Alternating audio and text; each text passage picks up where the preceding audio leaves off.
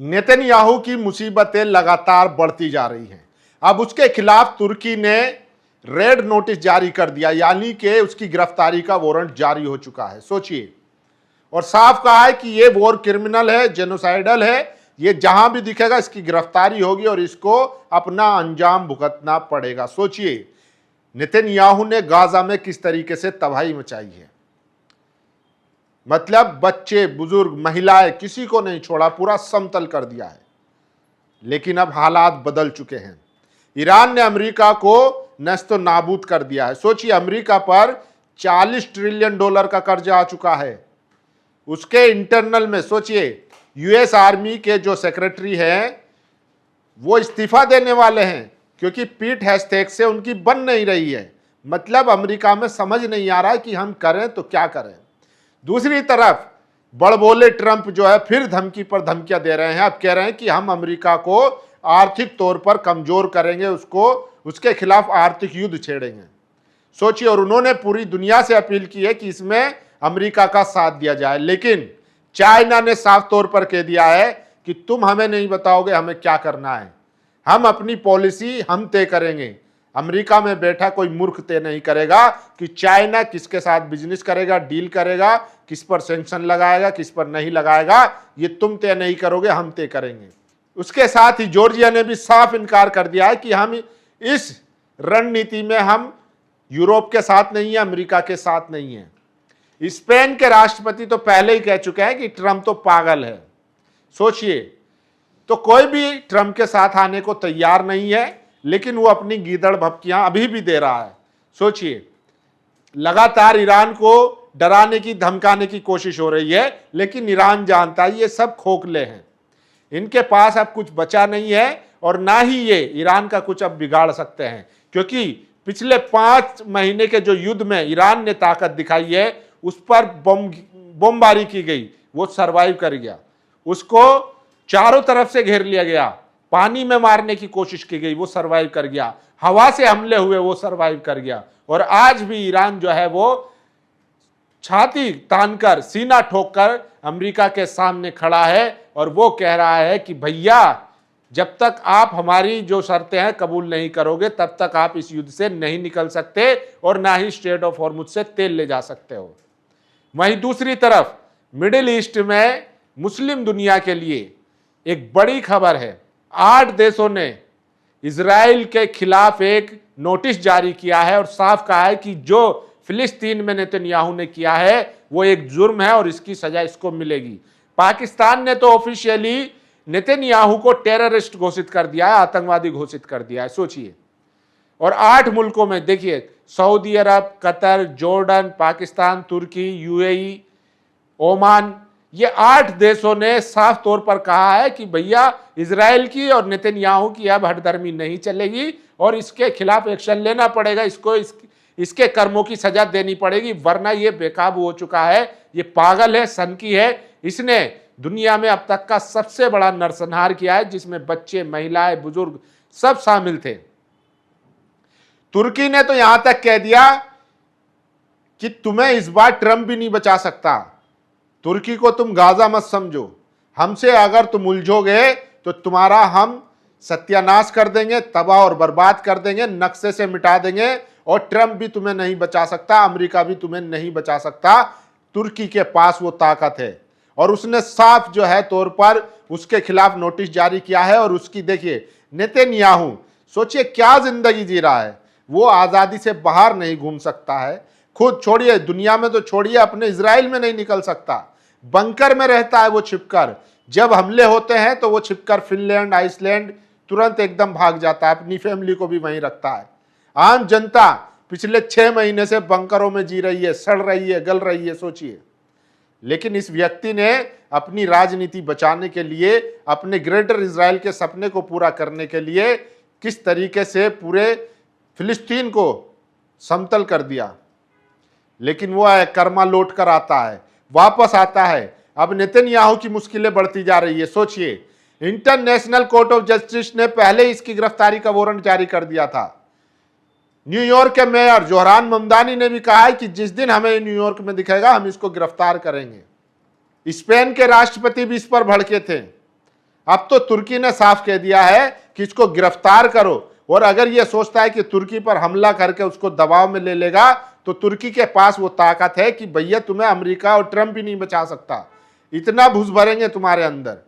तो तुर्की ने साफ कह दिया है। और सोचिए, इस बीच एक बड़ी खबर है जो पॉजिटिव है, इराक में और ईरान में समझौता हुआ है। ईरान ने परमिशन दे दी है इराक के लिए कि वो अपने स्ट्रेट ऑफ हॉर्मुज से जहाज टैंकर निकाल सकता है। तो ये एक बड़ी खबर है। सोचिए, इस बार जो है वो अमेरिका का खेल समझ चुके हैं खाड़ी देश। जब हमला हुआ था, ईरान ने पलटवार किया था जो खाड़ी देशों में अमेरिका के बेसिस थे, किसी भी एक देश ने कोई हमला नहीं किया पलट के। ना तो सऊदी अरब निकलकर सामने आया, ना जॉर्डन आया, ना यूएई आया। ईरान लगातार इनके बेसिस पर, यानी कि अमेरिका बेसिस पर हमले करता रहा। लेकिन वो समझ चुके थे कि अमेरिका हमारा इस्तेमाल करता है, तेल हमारा, रिसोर्स हमारे, और पैसा कौन छाप रहा था? अमेरिका। वो इस चंगुल से निकलना चाहते थे और उनको निकालने का काम ईरान ने किया है। सोचिए, और इस युद्ध के दौरान सऊदी अरब के फॉरेन मिनिस्टर का तो बयान भी आया था जब शुरुआती दिनों में ईरान ने हमले किए थे कि भैया अमेरिका ने अपना एयर डिफेंस सिस्टम उठाकर इजराइल पहुंचा दिया, यानी कि वो हमारी हिफाजत नहीं करेगा, हम उसकी प्रायोरिटी में नहीं है, हम उसकी प्राथमिकता में नहीं है, उसकी प्राथमिकता में इजराइल है। और हमारे पैसे से वो अपना बेस चला रहा है, हमारी जगह इस्तेमाल कर रहा है, हमारे तेल को वो ले जाकर अपने पेट्रो डॉलर में पैसा कमा रहा है, छाप रहा है। तो इस पूरे नेक्सस को तोड़ना था, इससे निकलना था। इसलिए किसी भी खाड़ी देश ने ईरान के खिलाफ ना बोला और ना ही हमले करने की कोशिश की। हालांकि जबानी बातें जरूर हुई, लेकिन वो समझ रहे थे कि भैया अब दुनिया बदल रही है, अमेरिका की बादशाहत कम हो रही है, अब नया ब्लॉक बन रहा है जिसमें Iran, China, Russia, north Korea, ये एक नया ब्लॉक बन रहा है जो पश्चिमी देशों को टक्कर देगा और उनकी मनमर्जी, उनके पूंजीवाद के खिलाफ खड़ा होगा। और वही हुआ।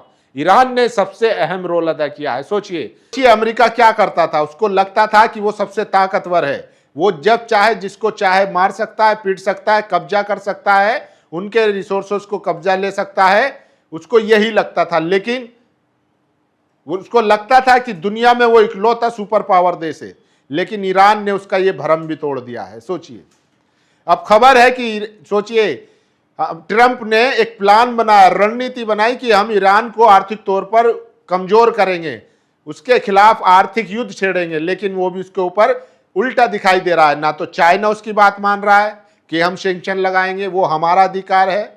जॉर्जिया ने मना कर दिया है, स्पेन ने मना कर दिया है। वहीं खाड़ी देश कह रहे हैं कि भैया हम तो आपस में बातचीत करके मना लेंगे। 8 देशों ने नेतन्याहू इजराइल के खिलाफ जो लेटर जारी किया है कि इसको गिरफ्तार करो। तुर्की कह रहा है कि भैया तुम्हें नक्शे से मिटा दूंगा, ट्रंप भी नहीं बचा पाएगा, वो हालत करेंगे। तो सोचिए, वहीं एक नया पैक्ट हुआ है जिसमें सऊदी अरब, पाकिस्तान और तुर्की है। तो ये तीनों देश मिलकर इजराइल को बुरी तरीके से पीट सकते हैं, उसको नक्शे से मिटा सकते हैं, इतनी पावर है इनके पास। तो अमेरिका का खाड़ी देशों में, मिडिल ईस्ट में पूरा प्रभाव खत्म हो चुका है। और ईरान साफ कह चुका है कि स्ट्रेट ऑफ हॉर्मुज जब खुलेगा, जब तुम जो है हमारा हर्जाना भरोगे, हमारे ऐसे जो फ्रीज हैं वो अदा करोगे, और जितने भी हम पे सैंक्शन लगे हुए हैं वो सब हटाओगे, और साथ ही साथ आइंदा कभी भी तुम इस खाड़ी देश में, खाड़ी की तरफ कभी नहीं आओगे, और कभी भी, यही नहीं किसी भी कमजोर देश पर हमला करने की कोशिश नहीं करोगे। ये ईरान की मुख्य मांगों में से है।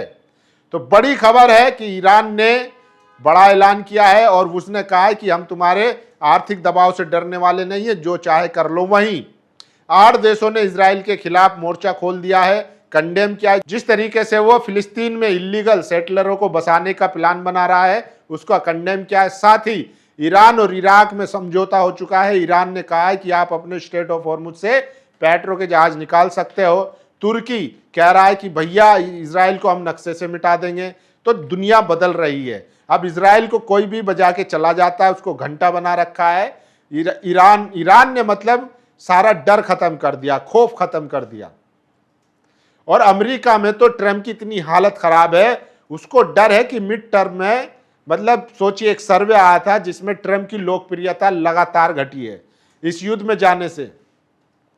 इंटरनल इतनी आपस में लड़ाई झगड़ा चल रहा है। सोचिए, जो यूएस आर्मी के सेक्रेटरी है वो पीठ हैशटैग से नाराज हैं और इस्तीफा दे सकते हैं। तो पूरे अमेरिका में हलचल है, हिला हुआ है और जनता तो नाराज है कि भैया हमें तुमने $40 ट्रिलियन के कर्जे में डुबा दिया। अमेरिका में कभी भी इतना कर्जा नहीं हुआ था, लेकिन सोचिए ईरान के साथ युद्ध करके किस तरीके से उसने अमेरिका को डुबाने का काम किया है। बाकी आप लोगों की क्या राय इस खबर पर, अपनी राय जरूर दीजिए। शुक्रिया। नेशनल दस्तक की आपसे गुजारिश है कि अगर इसको बचाना चाहते हैं तो नेशनल दस्तक को सब्सक्राइब करने के लिए रेड कलर के सब्सक्राइब बटन को दबाएं, फिर बेल आइकन की घंटी दबाएं। नेशनल दस्तक को बचाने के लिए बहुत जरूरी है कि हर खबर को शेयर करें, लाइक करें, कमेंट जरूर करें।